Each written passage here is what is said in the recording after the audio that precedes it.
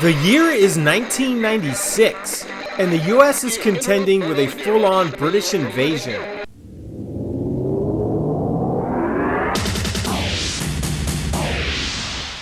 Hi, I'm Tabitha Soren with MTV News. Danny Boyle introduces us to Mark Renton and his dodgy mates.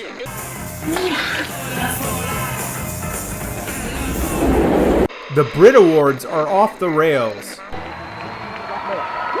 Well, for one, right here, Michael's going to give me a slap right in the face, so come on.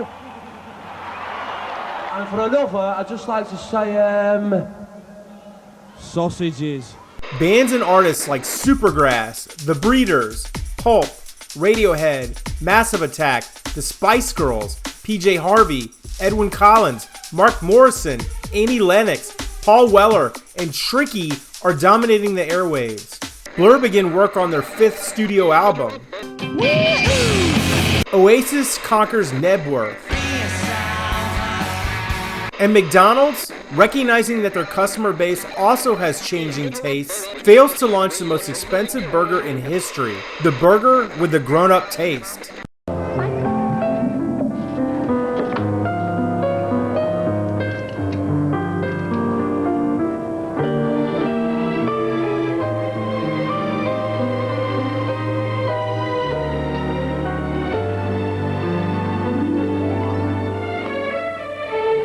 You know, it's true. Pickle, we do mature faster than boys. Introducing the burger with the grown-up taste. McDonald's Arch Deluxe. What's up, guys? Welcome back to Retro Pop Planet. You're probably wondering why I'm so dressed up, and that's because McDonald's went big for this promotion. Oh yeah, and I had audio issues to start the video, hence the voiceover. The Arch Deluxe was the key component in a line of specialty burgers that McDonald's rolled out in 1995 and 1996. It's also less remembered as a burger within the larger Taste of the Month promotion that McDonald's began running in 1995. I've already covered the superhero burger from June of 1995 here on the channel. For over 2 decades, McDonald's had branded themselves as a kid-centric fast food chain. In 1994, executives attempted to rewrite their menu to appeal to an older demographic. They tapped executive chef Andrew Salvaggio to develop a new burger with fancier ingredients. They were ahead of their time because this was several years before the craft burger craze of the early 2000s. All the circular bacon and Dijonnaise in the world couldn't save this from being an absolute flop for McDonald's. According to some reports I've read online, the company spent upwards of $200 million promoting this product. This burger cost around $4, and the rest of the burgers on the menu were still floating around the $2 price point. I remember it being very black pepper forward, and even though it was right up my alley, I'm sure that flavor profile was off-putting for many consumers. They were marketing to baby boomers, but in hindsight, maybe they were also appealing to my demo, young adults that grew up on the playgrounds of McDonald land in the 70s and 80s that still needed a reason to enter their restaurants beyond Ronald and Friends.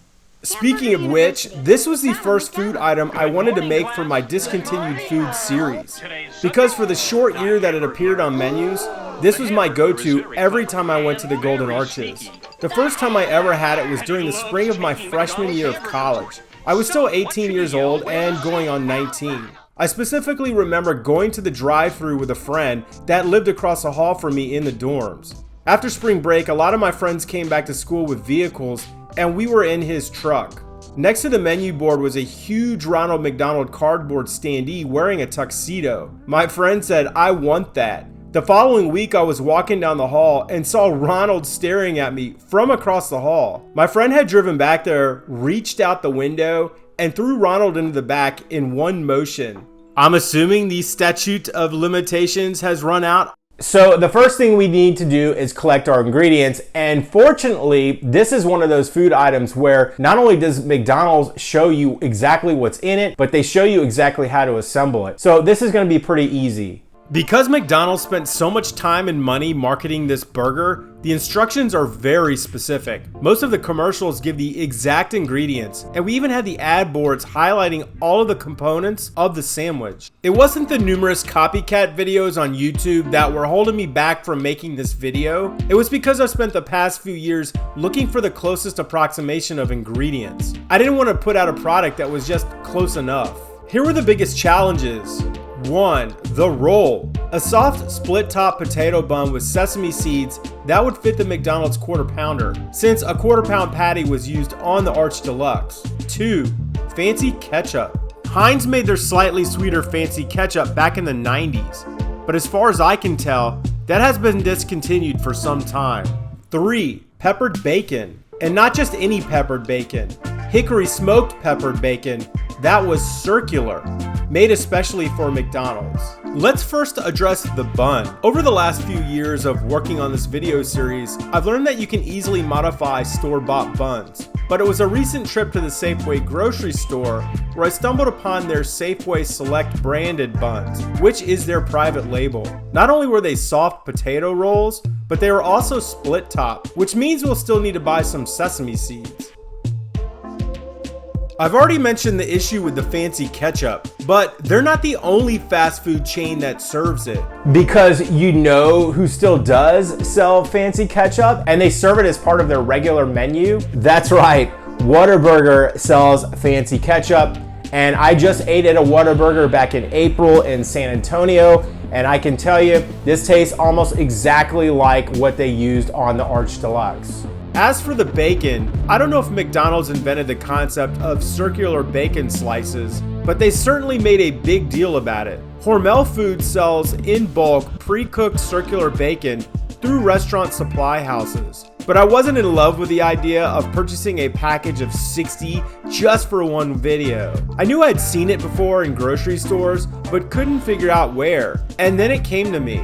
Yeah, Jimmy Dean bacon, egg, and cheese croissants, which is actually a Tyson food product. You can get these at Walmart. Jumping around to different stores, we need to grab the rest of our ingredients, like a nice tomato, iceberg lettuce, a Spanish or other sweet onion. The grown-up sauce was a very simple and uncomplicated Dijonnaise, which I've made a few times. I start with Hellmann's since it tastes a lot like the McDonald's secret mayo. The mustard was a coarse ground Dijon. You could use Grey Poupon, but I thought the Safeway brand looked more like the promotional photos and it was cheaper.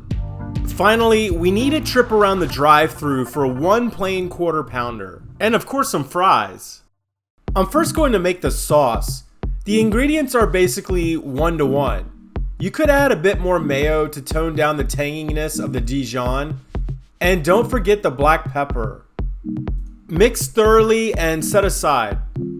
Most of the ingredients I prepped in advance. I slivered the onions like they do at McD's, sliced the tomato, and washed and pulled apart the crisp lettuce. When frozen, it's easy to pull apart the breakfast sandwich to get to the circular bacon. Before I throw it into the microwave, I'm adding quite a bit of fresh ground black pepper.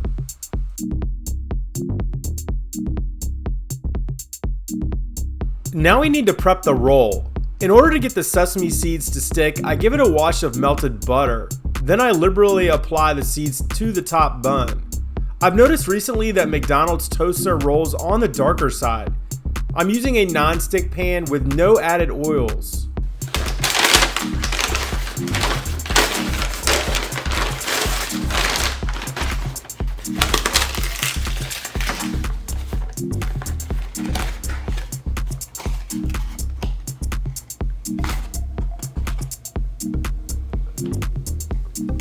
It's finally time to assemble this burger, and we're going in the exact order as the advertising card. Ketchup on the bottom bun. Our quarter-pound burger patty and Kraft deli cheese. You've seen me use this in other videos.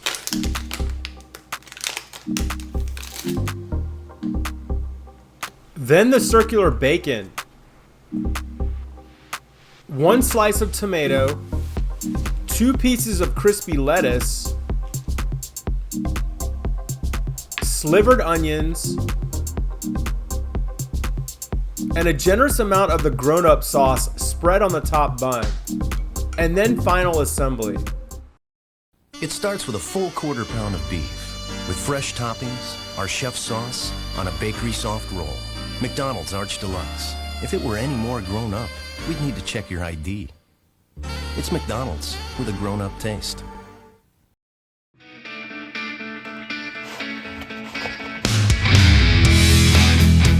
All right, we are back. That took a lot of assembly. It's so much harder to do this when you're trying to film everything, but I can't wait to dive into this.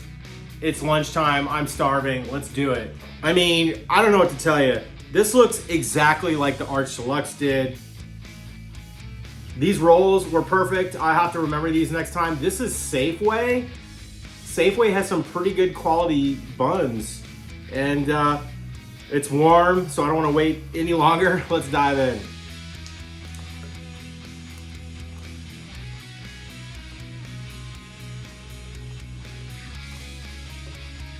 Oh wow, that's insane. And those fries. I don't know what more I can say. That's the Arch Deluxe reborn. And it's pretty easy to do. Buy a couple ingredients, just some simple ingredients. Make sure you add a lot of pepper, and if you're not a pepper person, if that actually threw you off how much pepper McDonald's added, you might actually like it if you added less pepper or no pepper at all and made it just from scratch the way that I showed you how to do it. And maybe it's sacrilege to add the Whataburger ketchup, but what can I say? It's good. Alright guys, I hope you enjoyed this video as much as I enjoyed making it. If you did, please feel free to hit that like button. Please feel free to subscribe for more dumb, discontinued food content like this. Let me know what your thoughts are on the Arch Deluxe. Do you remember this item? Did you enjoy it? Or were you one of those people that actually hated it? And if you hated it, let me know why, because I'm curious to see if it's because it was pepper heavy or for some other reason. And I hope to see you guys in the next video. Until then, peace.